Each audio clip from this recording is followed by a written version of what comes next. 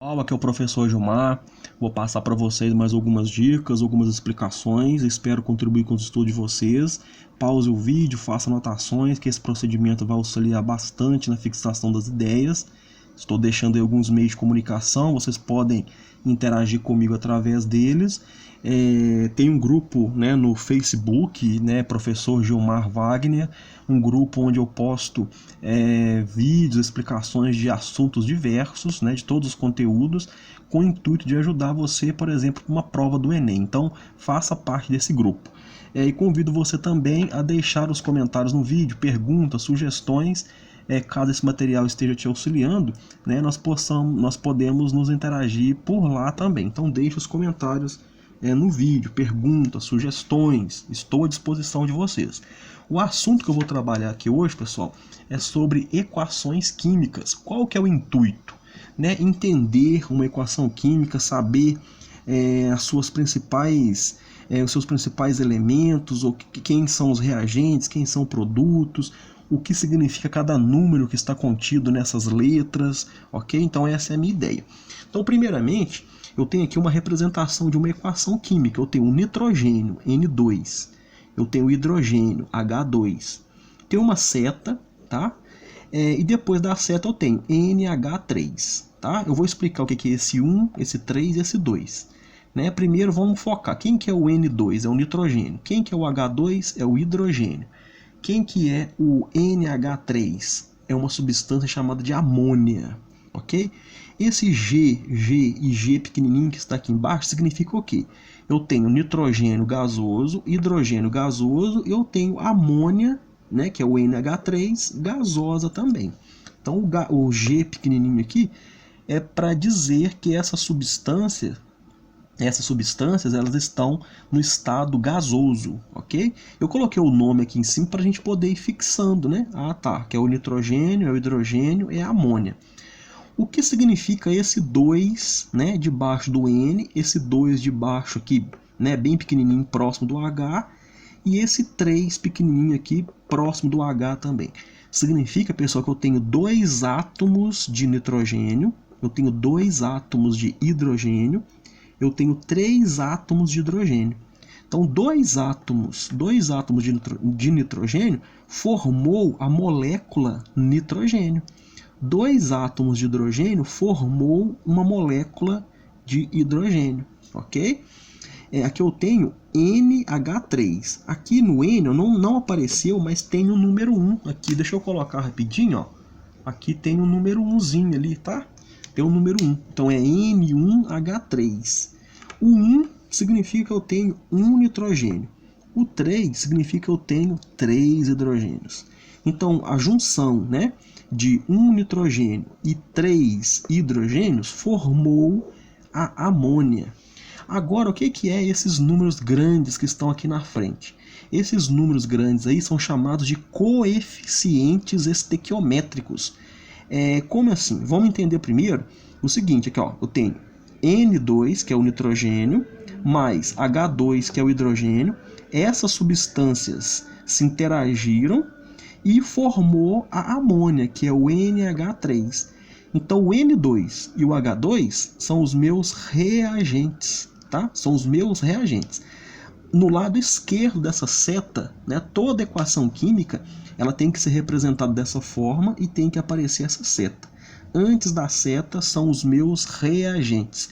Depois da seta, os meus produtos. Quando vamos fazer um bolo, por exemplo, você mistura lá a farinha, o açúcar, o fermento, ovos, leite. São os seus reagentes, né? São as substâncias que você vai misturar para poder formar um produto que é o bolo. Então é o que acontece nas reações químicas constantemente na natureza, né? A mistura de nitrogênio com hidrogênio, né, tendo se interagido ali, eles vão formar a amônia, né? Então, no lado esquerdo da seta, reagentes. No lado direito da seta, os meus produtos, ok? Agora, observe o seguinte, pessoal. A mesma quantidade de átomos que eu tenho nos meus reagentes, eu vou ter nos meus produtos. Você imagina ao fazer o bolo, você coloca lá 1 kg de farinha.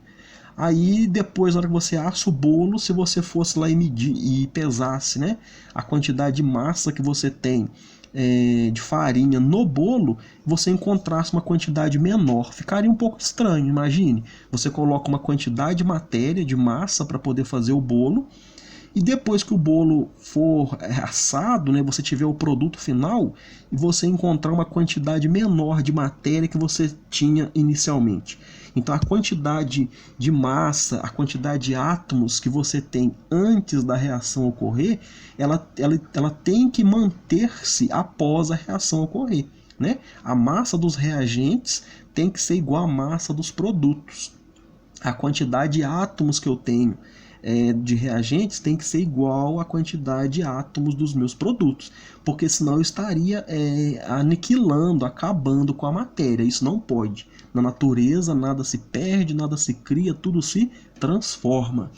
Esse número 1, 3 e 2 aqui é para dizer o seguinte, aqui, ó, eu tenho uma molécula de nitrogênio, 3 moléculas de hidrogênio, para poder formar 2 moléculas de amônia. Agora vamos contar se a quantidade de átomos estão batendo aqui, ó.